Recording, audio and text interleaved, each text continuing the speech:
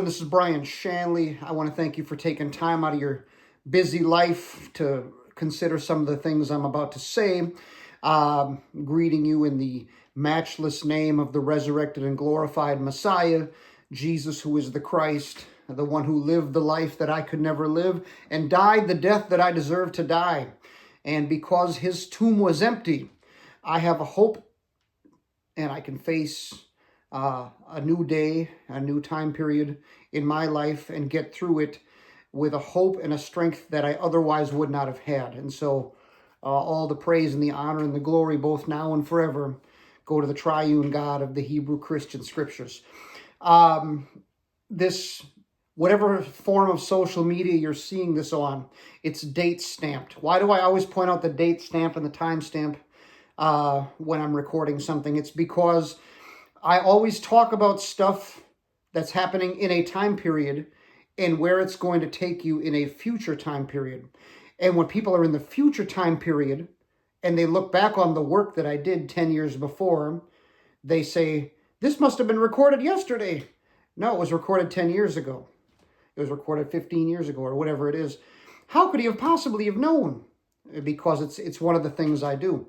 And so whatever the date stamp is on this, I want you to pay attention because I'm discussing things that haven't taken place yet as though they have because they're coming. And so I've got the proverbial gun to my head in the sense that for the past, I want to say 2 weeks, I've now gotten somewhere around 6, give or take, maybe 1 or 2 more than that, messages from various, whether it's email, messenger in the Facebook or whatever. Are you going to cover blah, blah, blah subject? Are you going to speak out about this? And I've gotten enough of them to where I finally called one of my guys and I said, why are you coordinating this effort to have everybody message me? You know that I run a business. You know that I'm a clergyman. I'm a dad. I'm a grandpa. I'm an author. I'm a lecturer. I've got a million different pots boiling. I'm a clergyman. Why would you want me to block aside time to sit down and flow on a subject? When am I supposed to be able to do this? And his response was, I don't know anything about a coordinated effort. I just literally wanted to hear you on this. So I have to take the fact that multiple people, the majority of which don't know each other even, and there's no way they could have gotten together to conspire to make some kind of campaign.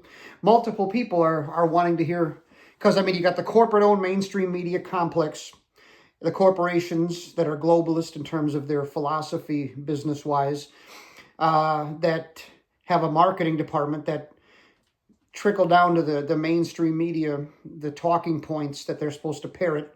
And if all you're doing is watching stuff inside of that echo chamber, there's a whole perspective outside of that bubble that you don't get to hear. And I guess my take on something is usually something that people want in the mathematical equation as they're working their way through the thought process of what they're going to think on XYZ issue. So I'm going to drop a little bit of science. I don't really want to be doing it, but it's not even by popular demand. It's just by more than one person just wanting, from a clergyman's perspective, who's been right about a lot of issues down through the years, to say something about an issue taking place. So I'm going to get into it. The thing about me being an independent person is that I'm not licking the boots of this person on this side of an issue or on this side of an issue. I can have a balanced view somewhere in the middle. The good news is it takes the best parts of both extremes and weaves them into something more healthy in the middle. The bad news is because I'm not on the one or the other, I piss off both of them simultaneously. But, there are certain churches that exist where in order to function, they take a grant from like an inner city outreach nonprofit. But when the nonprofit cuts the check to your church, the nonprofit becomes the paymaster. And if you want that grant renewed and to keep the cash coming in, you kind of have to dance to the tune of the person cutting the check. And so there's more than one church in Minnesota and in the upper Midwest that's compromised. Like their message is totally, I can't talk about this issue from this perspective, even though this is the Christian position because this non-Christian group of people cut me a check, and if I make them mad, the money's going to stop. And or like, I want to be invited to the convention to have a prominent seat or to sit at the dinner with the important people, or I want to be able to go to the holy convocation with all the prominent preachers whose faces are in front of mainstream corporate cameras. I want to get this award. I want to get this speaking engagement. So I can't piss anybody off, which means I can't tell the truth. Me, I just don't give a crap about any of that stuff. You know, I'll tell the truth. I don't even stop to see where the bodies fall. I'm like, like a drive-by truth-telling. There's a terrible analogy, right? But anyway, so I'm going to drop some science, then I'm going to get out of here because I hate to say it. I'm not trying to be a jerk, but I have 50 things to do. Dr. Shanley, why are you wearing sunglasses? If Stevie Wonder or R. Kelly or somebody like that does an interview in sunglasses, you don't sit there and say, why is R. Kelly wearing sunglasses? But for me, because it's hay fever season, my eyes are itchy, red, swollen, and they're running, and you shouldn't have to look at them. But I have the freedom to wear whatever I want. See, it's me that's dressing. I have the freedom to cover whatever subjects I want. The name on the piece of social media that you're seeing this on, that Brian Shanley, that's me. This is mine. So I can dress how I want. It's not going to conform to everybody's prejudices and presuppositions of how they think I should and should not dress. But ask me if I care. Do you care? No, I don't. Anyway, so that was a hell of a preamble. The subject at hand today is the Don in the White House, his use of the military. All right. I'm asked to give my commentary on it. And like I said, it's not on this side. It's not on this side. It's in the middle, but I feel it's the position that does the scriptures and Western history the best justice. So generally speaking, the military in the United States of America is not to be used on the citizenry. All right. You're not supposed to do it. So I would initially be against it. Now, if the White House has jurisdiction over the District of Columbia and it says, hey, there's a murder and carjacking problem that's out of hand here, and the police are corrupt because they're screwing with the crime statistics and things, a case could be made that temporarily, if they want to get a handle on some of the more violent aspects, I think that the deployment of the military into the District of Columbia, it's limited in terms of its scope, what they can and can't do, and I think it's limited in terms of its duration. So if I'm in organized crime in D.C., and I see the military, I'll be like, let me go over to the suburbs. I'll wait it out for a few months. When the military is gone, I'll come back and business as usual. So you're sticking, your finger in the crack of a dam, but eventually there'll be another crack somewhere else. The floodgates are just behind it, but it's a temporary fix. Now, as the conversation evolves into, well, we got a handle on murder. There hasn't been a homicide in D.C. in 2 weeks. Can you believe we live in a time where it's a celebratory event that there hasn't been a homicide in 2 weeks? What the hell is that? When I was researching my recent book, I was trying to plan a vacation to D.C. so I could go to the Library of Congress and research my issue that I was writing about with the greatest library in the world at my fingertips. To plan a trip like that, there's a cost and things like that. And so as I'm looking up what it's going to entail, because not only when you leave town, you're leaving behind your family and your business, and things can go to hell pretty quickly back home.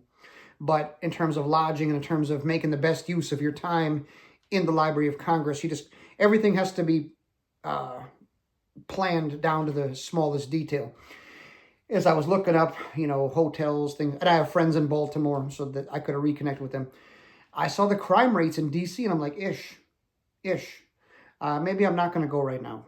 And so I never went, specifically because I don't want a gun put in my face if I'm just trying to research an issue so I can write the best book that I can write.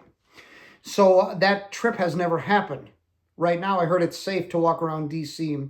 You can see the history, heritage, and culture of this country as a tourist, and maybe you're not going to be jumped by 5 people. So They have temporarily fixed that. But as they begin saying, we've got a handle on things in D.C., let's look at New York. Let's look at Chicago. Let's look at Los Angeles. I, with all due respect to the Don, who's rocking out right now in the White House, I'm against that, and I'm going to tell you why. There's like a million reasons. But number one, when I was a kid, my favorite actor is Eddie Murphy. All right. And there's a whole story as to why he's my favorite. If I ever meet him, I'll tell him the story. But I would skip school if he's releasing a movie on a Friday. I'd cut school, take a bus to the mall, and go see his Beverly Hills Cop 4 in Memorial Day of 1994. Whatever it was, I went to see it. It's just what I did. But when I was a kid, he put out a movie called Boomerang. All right. And basically, he spent his life in the pursuit of the perfect woman. But in that process, along that journey, he would maltreat the ladies that he decided not to deal with, that were not the wife he was looking for, right? He would, as the kids call it, ghost them or whatever. So such people as Layla Rashawn, Tisha Campbell, etc. He even did Halle Berry dirty in that movie until he ran into Robin Givens, Mike Tyson's wife, right? And all of a sudden, the shoe was on the other foot, in the sense that he had, as the kids call it, caught feelings and fell in love with this girl. And she treated him like he treated other women. All right? There's such a concept as a boomerang. You throw something out there, it hits what it's supposed to hit. But what happens in that boomerang? It comes back to you. Okay? So the behavior he had exhibited to other women, to the women, came back from a woman onto him, and he got to feel what it felt like. And I'm saying that to say this: once you decide, I can put the military into New York and Chicago and Los Angeles, even if you say, hey, I'm trying to stop crime, I'm trying to reduce crime. Number one, each of these states is a sovereign state with a governor and things of that nature. The 10th Amendment to the United States Constitution literally says that anything that's not designated to the federal government is in the hands of the state. This is why the states have the autonomy to say, hey, we're not going to participate in this federal thing. And it's good to have that there, you know what I mean? So that a state can opt out of something if the federal government's doing something insane. But the states have a certain amount of sovereignty in the way that this country is structured. And so Donald Trump is right of center, and he's got a lot of momentum. The whole country is on a wave of momentum in that direction right now. But the people who are left of center, right now they're sounding like they don't know how to recover from the last election. They sound like they're in a serious state of denial. You listen to them talk, the AOCs and the Crockett's and whatever. They're flapping their lips, and the Mamdanis or whatever, and the Ilhan Omars. They're out of touch with Joe Schmo, who's paying rent and cooking dinner and working a 9-to-5 and changing diapers. But what they're also doing is they're gathering momentum, they're gathering information, they're raising money. And if you don't think that one day they're not going to have a leftist in that seat again in the White House, then you're too stupid to live. If you don't think that one day they're going to have control of at least one house of the legislature, if not two, and God forbid they get two houses and the presidency, because you're going to see some stuff. Here's the deal. There was a time in which we all knew it's not constitutional, it's not right, just, moral, appropriate, or legal for the executive branch to just send the military into any city. Well, even under the guise of we're fixing crime, crime as we define it right now, robbing, looting, raping, burning, murdering, destruction of property, that's how crime is being defined right now. If someone is ever sitting in that seat and they decide, we're going to fight crime too because the door's been open.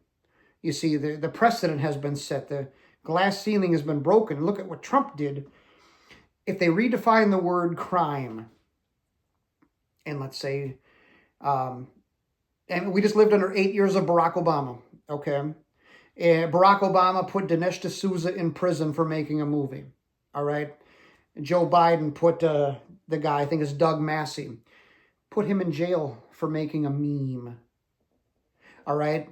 That's a mentality that if that ever gets into the White House and they choose to redefine the word crime to mean you have spoken independently and you have put forth a position on the issues of our time period that are different and independent of the officially approved of opinion according to the globalist corporations that own the mainstream media channels, according to this administration. We have declared A, but you're saying B on your platform. We're sending the military to you. You forget they just mobilized the weaponry of the state against a president when he was running to try to silence his voice. They tried to put him in jail. They tried to bankrupt him. They tried to keep his name off ballots. They tried to humiliate him. They tried to kill him. All right? That kind of mentality, when they get control again, and now they have the idea in their mind, we can send the military to any city we want. They're going to do it. I want to play you something real quick. Give me a second here. I don't know how the sound quality is going to translate. And of course, my crap's decided not to work because I got... Here we go. All right. Are you listening? All right, here we go. Listen really good, really well, rather, sorry. Hang on. We cannot continue to rely only on our military in order to achieve the national security objectives that we've set. We've got to have a civilian national security force that's just as powerful, just as strong, just as well funded. All right, now, whatever your political worldview is, okay, right of center, left of center, Democrat, Republican, it doesn't matter. The point is the concept of a civilian national militia, okay?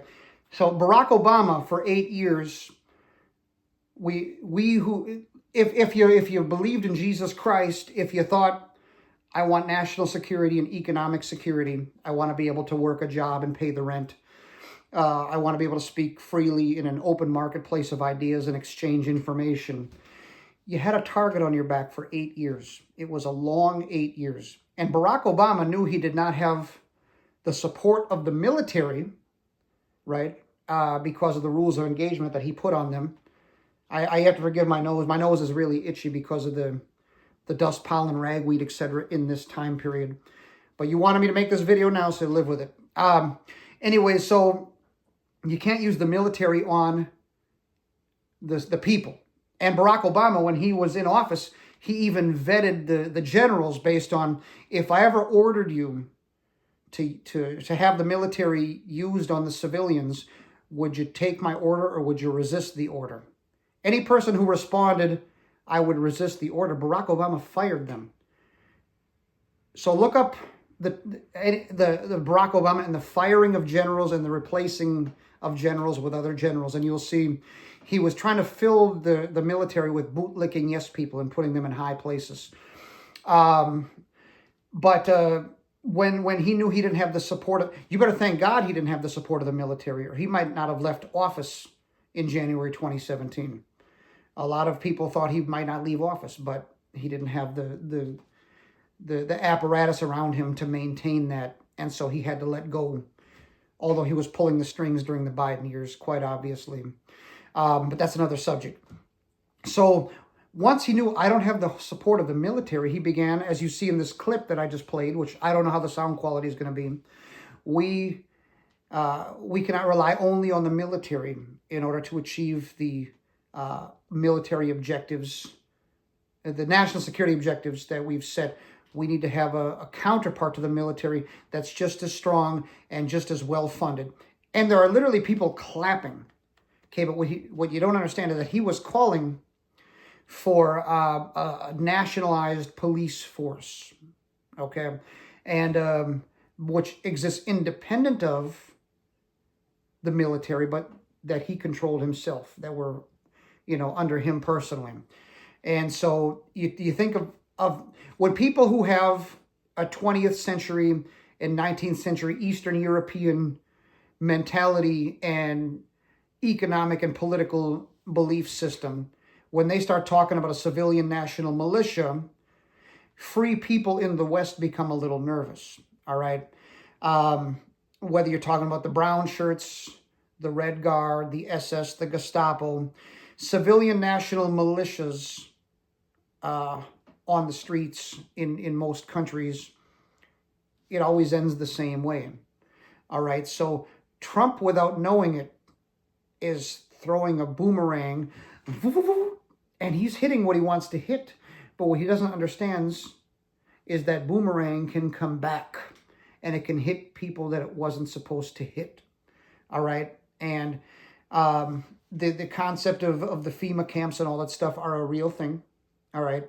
Right now, the country's in a little bit of a momentum of a resurgence and a revival, but these things are cyclical, all right? It's like a teeter-totter. Right now, classic American virtues and things of that nature are trendy, but eventually it's going to go the other way. All it's going to take is a disaster or some kind of economic issue or whatever, and you don't think it can happen because Trump's got a lot of momentum, but Trump had momentum in his first term.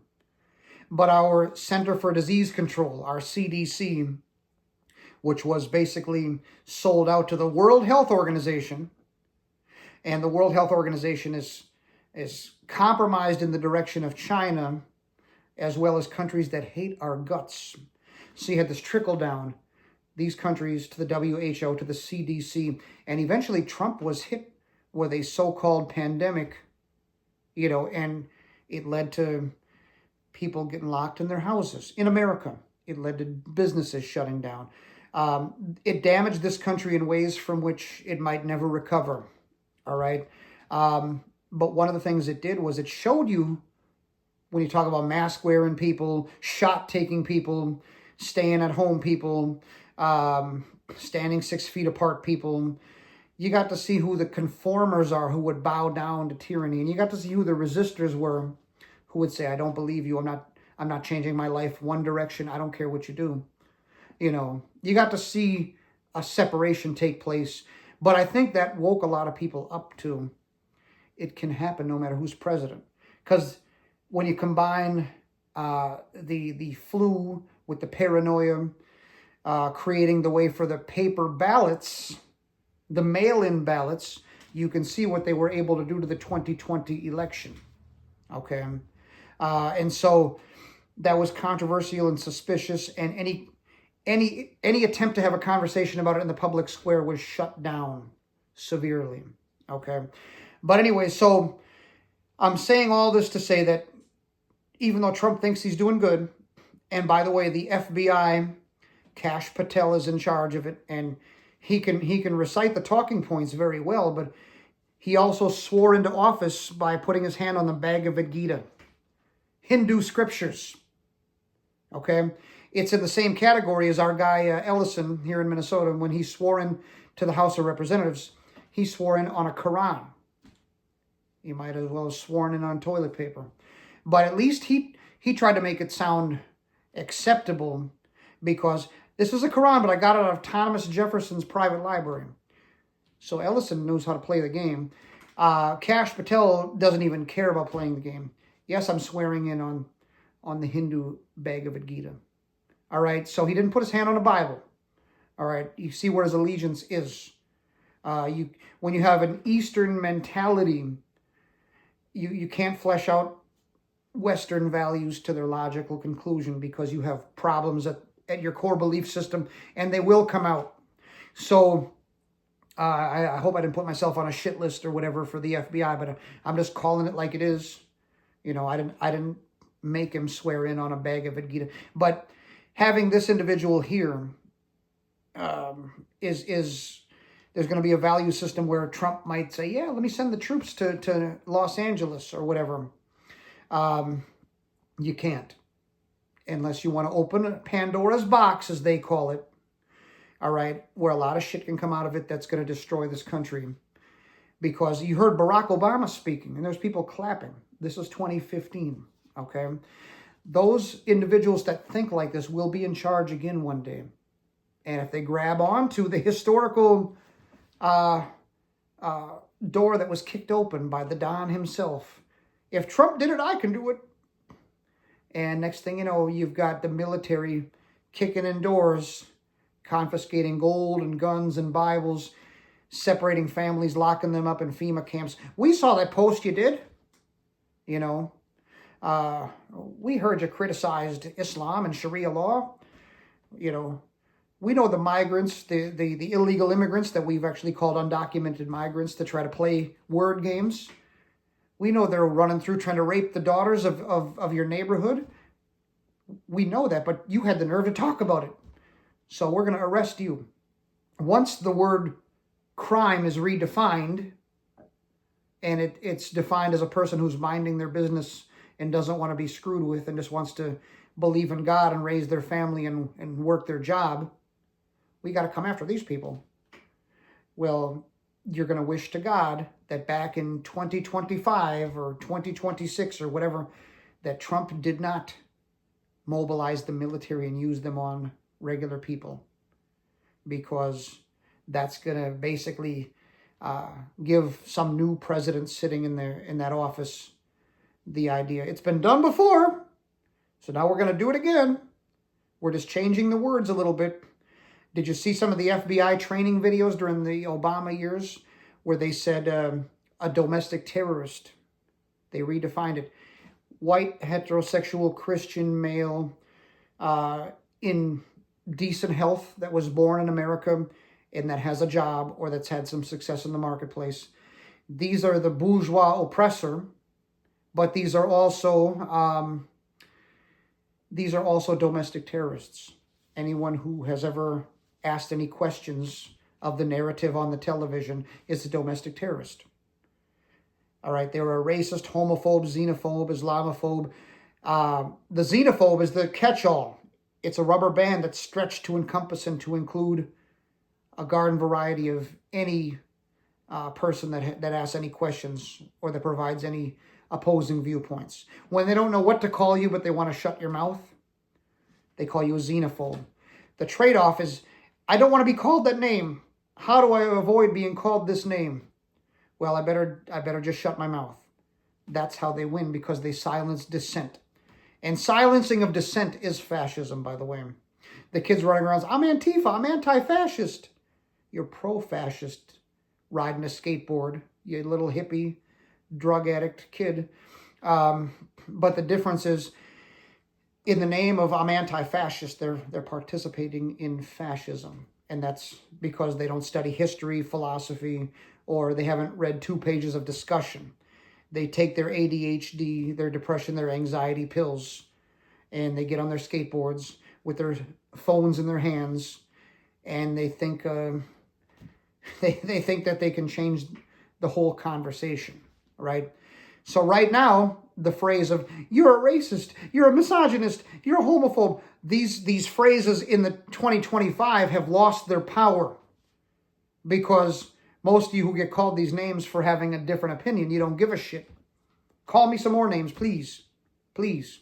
You know, like, but eventually that is going to come back in another form, and it's going to be stronger. They will come back, all right? These are the same folks that were running wild. You had the Clinton years for 8 years. George W. Bush was very similar. George W. Bush years were the years where you were like, it doesn't matter who's sitting in that seat. Matter of fact, there's an account of Glenn Beck where he's talking to, I think it's George W. Bush, and he says to Glenn, he says, you know, it doesn't matter who's sitting in the seat, because the people that are surrounding that person are going to tell them what to do, and it's not going to matter. I got to find that clip, but up until very recently, the presidency was a puppet post, okay?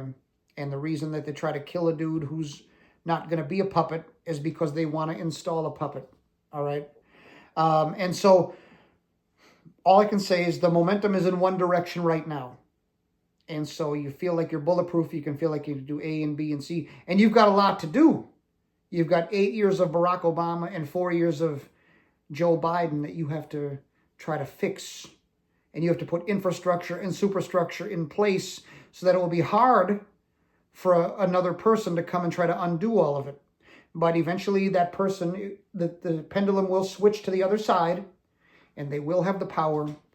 And now you have accidentally, inadvertently, trying to do the right thing but doing it the wrong way, as the song says, put the whole country in a position where this person can now do this.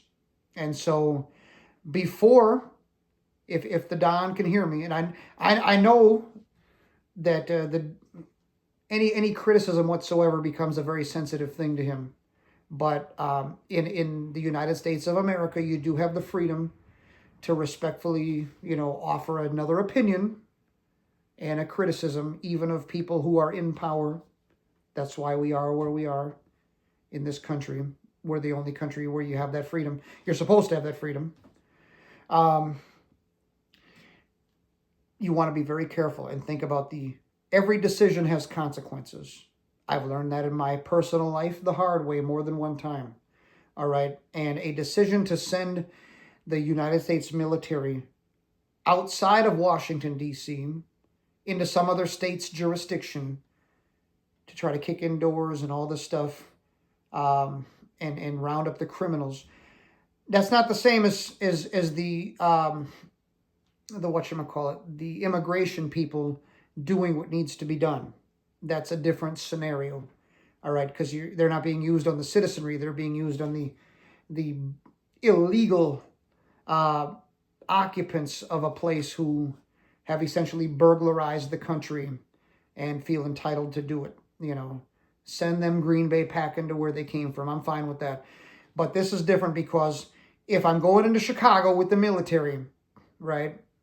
And I hate to say, if I'm the governor of Illinois, if I'm the mayor of Chicago, I'm going to be like, hey, the military doesn't have a right to be here. The redcoats are coming. I think it's an American concept. In the city of Washington, Illinois, in 2010, after some kind of major storm, FEMA came. Remember this story? Look this up. And the citizenry eventually said, we're good, 10th Amendment, get out of here, we're fine. And FEMA tried to stay. The citizens of Washington, Illinois, had to pull guns on FEMA and make FEMA leave. Okay? And there was that standoff in 2014 or something like that in Montana. That rancher guy, he had to they had to have local Montana people come and have a standoff with the federal police to make them leave. You know what I mean? There should not be a national police force of any kind. Matter of fact, I'm going to close with this. The so-called mayor of Minneapolis, Fry, when he was running in 2017, he was on a radio show, and I called the radio show. Under Barack Obama, there was a program with Valerie Jarrett and things of that nature where it was called the Strong City Program. 4 cities in America: Los Angeles, Atlanta, Denver, Minneapolis. Los Angeles, Atlanta, Denver, Minneapolis. These 4 cities are part of the Strong City Program in 2017. I called the radio. And basically, the Strong City Program is there's multiple policemen on the police force in these strong cities that are not actually policemen, but they're UN troops. Do you hear what I'm saying? There's police people that are in the police force, but are actually UN troops. Not just U.S. military, but a foreign power who wants to... So I called Jacob Fry on the radio, and this footage exists out there somewhere. And I said, what are you going to do with the Minneapolis Police Department to get the national government out of our police department? He laughed and didn't know what I was talking about. And I'm like, what an incompetent, uninformed man. And he went on to become the mayor, and Minneapolis did become ground zero for a lot of things. You know, I called it, you know, this was coming. This was all, and people were like, whether it was the George Floyd and then the riots, whether it was, you know, Tim Walz being nominated for the vice presidency, that's scary. Whether it was the recent shooting of the state senator that made a stand against non-citizens having health care that was paid for by taxpayers. They assassinated her in her house and her family. All of these things that take place that make Minneapolis a national embarrassment. Do you see the connection between us being a strong city and being closely affiliated with the UN through the police force, through the Strong City program? It's right there. It's all connected. I'm connecting these dots, and I've been doing it for years. So, yes, the police should not be choking people to death in broad daylight, especially people that haven't been convicted of anything, that they're just taking into custody under probable cause. Don't choke them to death. And then don't say, he really had a drug overdose. No. He might have had something in his system. I could have vast amounts of Red Bull in my system. But if a cop chokes me out and exacerbates whatever's happening, it's not the caffeine that killed me, it's the cop. Because if I didn't meet the cop, I'm still alive. If George Floyd didn't meet the cop, George Floyd's still alive today. So yes, the cop that killed him is where he needs to be sitting right now.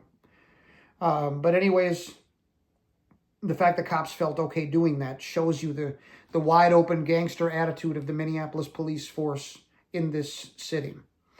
But anyways, I'm going to close this out. I probably talked too long. I should edit the hell out of this because it's long as hell. But no, Don, if you can hear me, you're doing good things or whatever. Do not send the military. Yes, you've used them to clean up D.C. That's your prerogative, like Bobby Brown. But do not send them to other cities, or you're gonna somewhere down the line, there's going to be a future generation of Americans that are going to wish you didn't, and they're going to have to live with those consequences, and you did that. So that's all that I have to say. I took a long time. You know, the airplane circled the hangar, but eventually I brought the sucker in for a landing, and I hope you learned something that you didn't know. I am going to be hypocritical for a second, because one of the things I hate is when I'm watching a YouTube, for example, and someone says, please hit the like button, please hit the subscribe button. I hate that. Just get to your point.